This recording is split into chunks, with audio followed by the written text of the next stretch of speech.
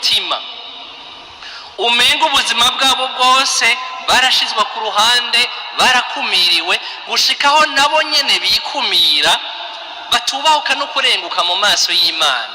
Wa muntu ugwaye imibembe y'umutima irakira, kuko Umukama aragukunda kandi ashaka kugukiza.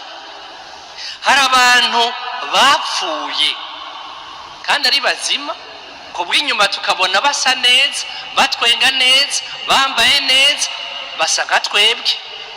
Ndibuvuge ntibasa nkanje, usanga nari yipfiriye ku mutima, mugabo ihibambe Imana imfashe basa nkamwe, mugabo ugasanga mu mutima nta kiriyo, naco bambariye.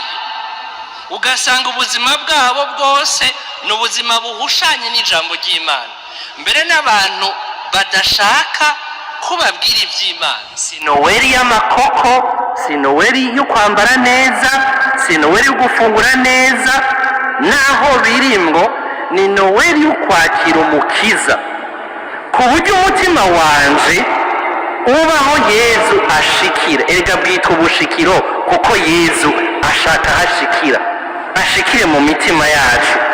Tumutegure rero iyo nzira, twisuganye, twitegure neza, tumubwire aho tugwaye adukize.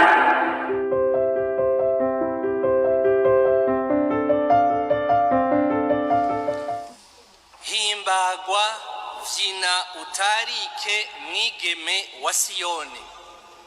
Ngiyo indirimbo y'inyinjizo twumvise mu ntango y'ino nkuka y'imisa, itwereka akanyamuneza duhamagariwe kugira, cane cane mu kiringo himirije ivuka rya Mesiya. Nico mbere civugo cuno wa gatatu, ido Dominika ya gatatu yo mu bushikiro. Duhamagariwe guhimbagwa, dutegere neza igituma duhamagariwe akanyamuneza.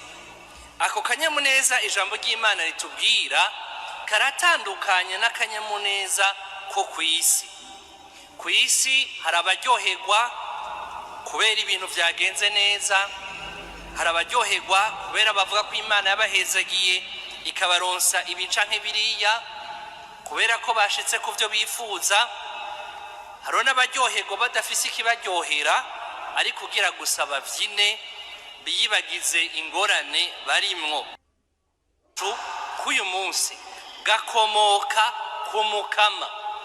Umuhanuzi Nehemiya niwe abitomora neza, agira ati akanyamuneza kacu kava ku Mukama, kuko niwe nkinzo yacu. Umukama niwe mucunguzi wacu, niwe mutabazi wacu, niwe atubohora. None akanyamuneza nakahe? Ijambo ry'Imana ry'uno munsi ryabitomoye neza. Nimuhimbagwe kuko urukiza ruri hafi. Ico kintu cyo kuvuga urukiza kirafatanye cane n'ikinyegezwa cyo kwigira umuntu c'umwana w'Imana n'ivuka rya Yezu Kristu mu bantu.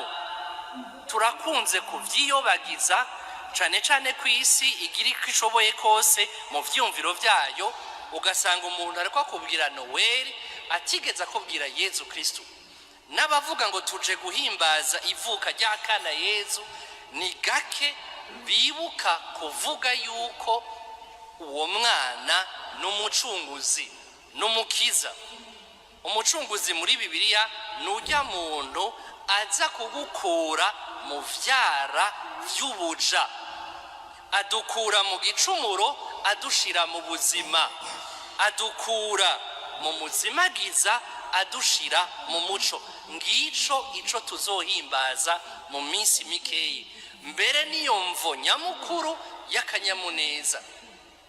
Guhimbagwa kwera hari Yohani Batista yagiye kubwira umwami ko atemerewe gutwara umugore wa mwene wabo, hanyuma kubera uko kuri amushira muri iyo mumvuto, kuko urumva ukuri kurazigwa.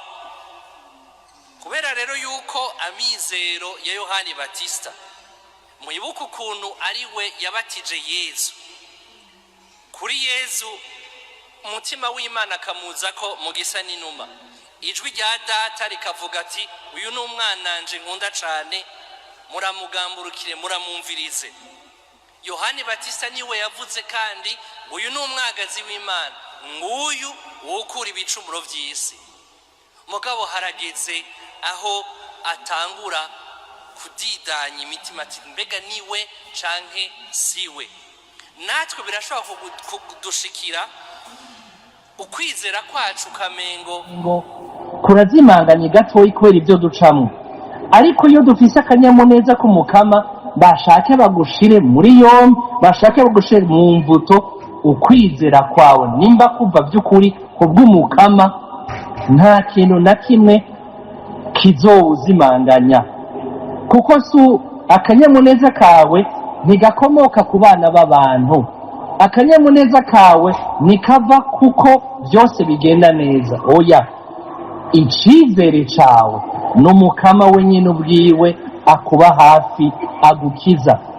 Naha rero umuhanuzi Yesaya imyaka 800 imbere yuko Yezu Kristo yigira umuntu akabana natwe, agize ati wabugaragwa we, nushurike nk'amashugwe, inzuzi zikujemwo, uhimbawe umere, mwigeme wa Siyoni nuryoherwe, utambe utarike. Iri jambo bugaragwa ritwibutsa ibyo twumvise ku w'Imana uheze, ijwi risemerera mu gahinga. Ako gahinga rero ni ukuvuga ya mitima yose y'ababuze urukundo, y'abagowe, y'ababuze ukwizera, y'abajuragirikwa. Abo bose bamenye ko umukama ari hafi yabo. Mbere umuhanuzi Yesaya aratomora neza na neza icyo Mesiya azokora, nibyo twumvise birangutse mbere mu nkuru nziza. Mw'izina rya Yezu abatabona bazosubizwa kubona. Mw'izina rya Yezu ibipfamatwi bizokumva. Kubera ko Mesiya azoba yaje, abacumbagira bazosubira gutambuka. Kubera ko umukama nyine ubuzima azoba ari hagati yanyu, abapfuye bazosubizwa ubuzima.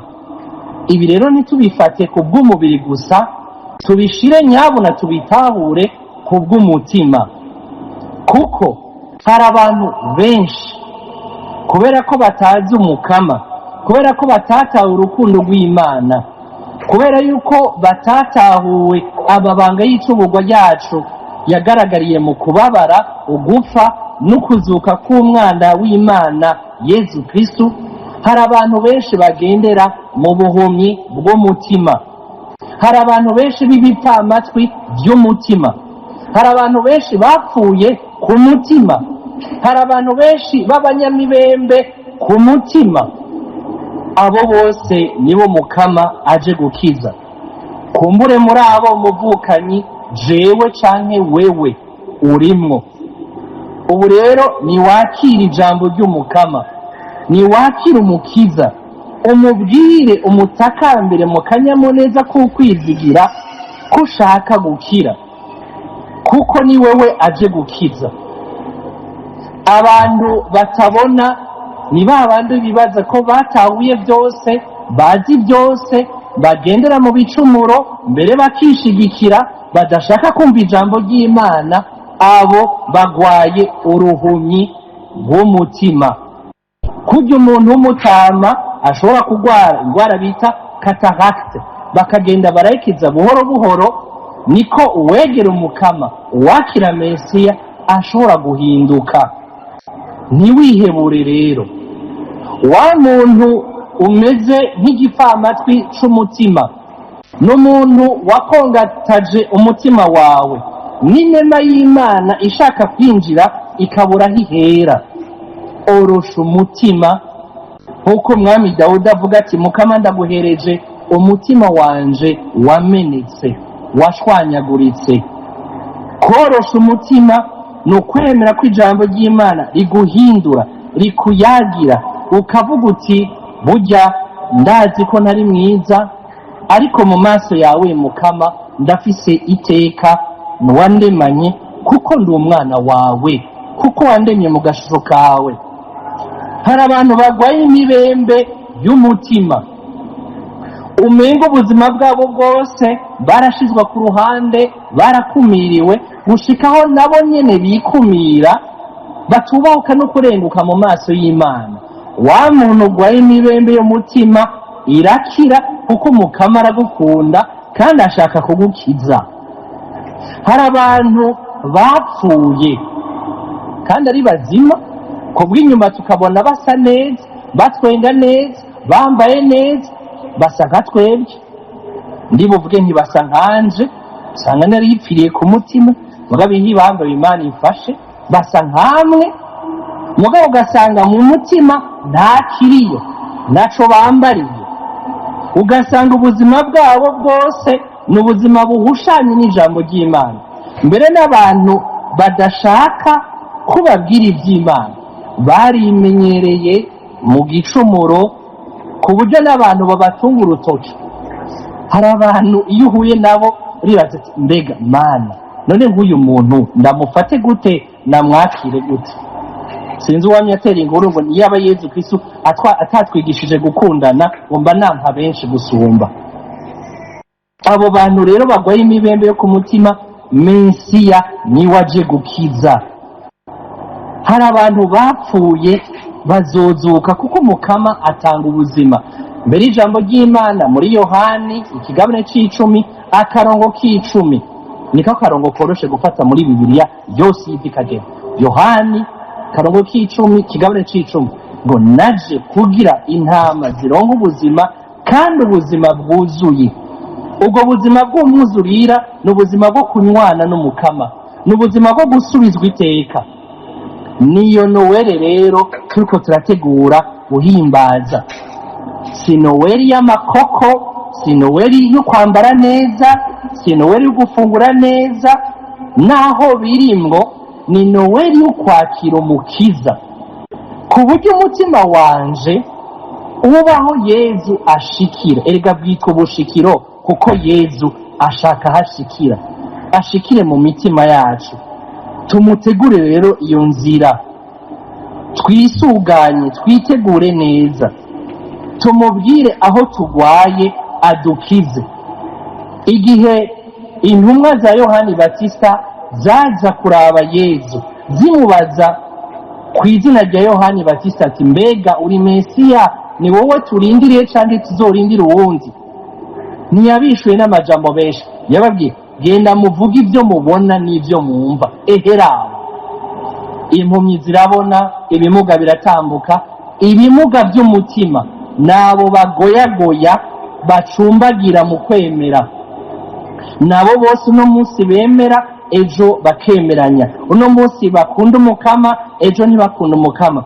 Komeza amavi yanyu, niko umuhanuzi Yesaya yavuga, kuko Umukama araje kubakiza.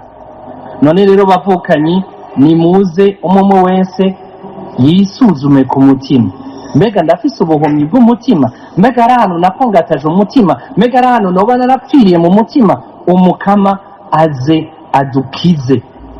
Twakiriye urwo rukiza, niho tuzoba turiko turitegurira guhimbaza Noweli. Niko kanyamuneza kacu, kandi ako kanyamuneza kanyu nta muntu n'umwe ashobora kukabakura. Ntigashingiye kuko bigenda neza, gashingiye kuko muri kumwe n'Umukama. Ya majambo yabwirwa Bikira Mariya ati Umukama muri kumwe, uno munsi abwiwe wewe muvukanye. Umenye ko Umukama muri kumwe, ntaguheba, muri kumwe, naho rimwe na rimwe utavyibuka, naho rimwe na rimwe utavyitwararika. Ryoherwa rero, tamba, utarike, ugira akanyamuneza, kuko akanyamuneza kawe n'Umukama wawe muri kumwe. Amen.